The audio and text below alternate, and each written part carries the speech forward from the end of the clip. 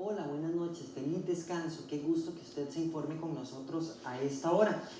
No sé si recuerdan, pero la semana anterior hablamos de cuando recibimos mensajes negativos, y lo peor de todo es cuando nos empezamos a creer que todo está mal, que todo está perdido, y peor aún, porque nos sentimos mal, pero esa sensación además se la transmitimos a todos los demás. Y es que por ahí nos han hecho creer que todo está mal, que todo está perdido y demás. Y ese fue un tema que me llamó mucho la atención porque me escribieron muchos televidentes de que les había gustado el tema. Y qué rico es como dejar de oír esa parte negativa y empezar a escuchar la parte positiva, la parte llena de esperanza y demás. Entonces hoy quiero compartir con ustedes otro tema y tiene que ver con el miedo. Y es que todos en algún momento hemos sentido miedo y es parte de la humanidad, es parte del ser humano tener miedo. No sé, a lo mejor miedo a la oscuridad, miedo a la toma de decisiones, miedo a enfrentarnos a la muerte de un ser querido o a la propia muerte de nosotros. Hay temas que en la vida nos generan un poco de incertidumbre, un poco de miedo, pero saber canalizar el miedo y saber que todo va a estar bien aun cuando tenemos miedo, esa es la parte que va a hacer la diferencia en nuestra calidad de vida. María Esther Flores, bienvenida, gracias por acompañarnos. El miedo es normal. Así es, Alex, el miedo es más bien, es beneficioso. ¿Por qué es beneficioso? Porque es la campanita o es la alerta que nos dice que estamos en peligro, ya sea un peligro externo o un peligro interno que viene de nuestras ideas y de nuestros pensamientos. Pero en primera instancia, el miedo es un mecanismo de defensa para la supervivencia.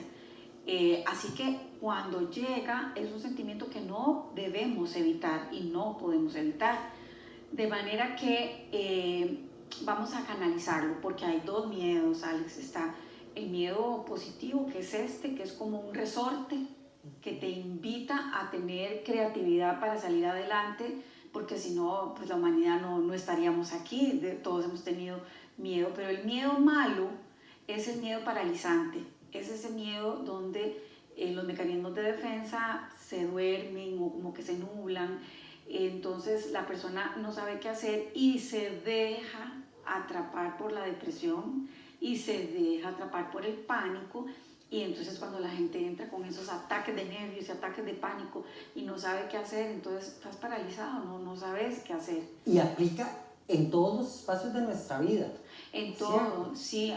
Hay ciertas enfermedades ya mentales, psiquiátricas, que va implícito ese miedo, pero bueno, ese no es el tema, es en general que todos los seres humanos, vos y yo y todos, bueno, desde que el niño se sube en una escalerita para tirarse del tobogán, le da miedo, pero al final se tira.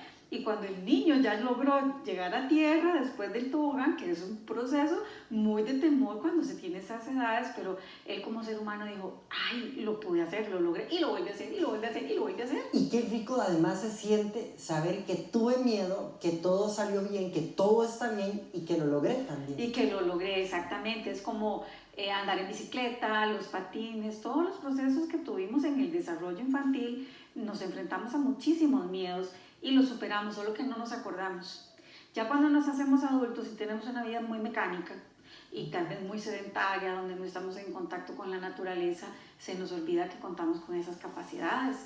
Así que lo primero que debemos aceptar es que estamos empaquetados para enfrentar el miedo, que Dios en su infinita naturaleza nos preparó para eso. Lo que hace el miedo, tengo otra metáfora, es como una florcita que se marchita para no gastar energía con el sol y la lluvia. Nosotros nos marchitamos, nos ponemos un poquito melancólicos, nos ponemos aislados, necesitamos pensar, pero no nos hemos muerto, solo estamos así en modo marchitado, pero vamos a poder salir adelante. ¿Cómo vamos a salir adelante de ese miedo? Bueno, lo primero es aceptación. Acepto que tengo este miedo, pero con la misma acepto que estoy empaquetado para poder salir de ese miedo. 2, voy a hacer un plan de cómo voy a salir adelante con lo que me estaba quejando en ese momento. Si es un miedo económico, si es un miedo de amor, que es el más común, del abandono, un miedo de cambio de vida, de cambio de país, un miedo de pandemia, un miedo sociopolítico, que es lo que estamos viviendo que es hoy. lo que estamos viviendo Claro. hoy. Ok, entonces vamos a priorizar. De todas las calamidades que puede estar pasándome a nivel interno y externo, bueno, puede ser una lista de 10 cositas. Hago una lista de 10, empiezo por la peor. Ok, digamos que sea la economía, que es la peor, que no tengo trabajo, que no hay ingresos. Entonces, con esa misma energía del miedo, lo que yo voy a hacer es crear un plan. Entonces, voy a hacer un plan y digo, bueno, el plan 1, no tengo ingresos directos de una empresa o el Estado. Bueno, puedo hacer tortillas, puedo hacer empanaditas, tengo que sacrificar más espacio y tiempo libre.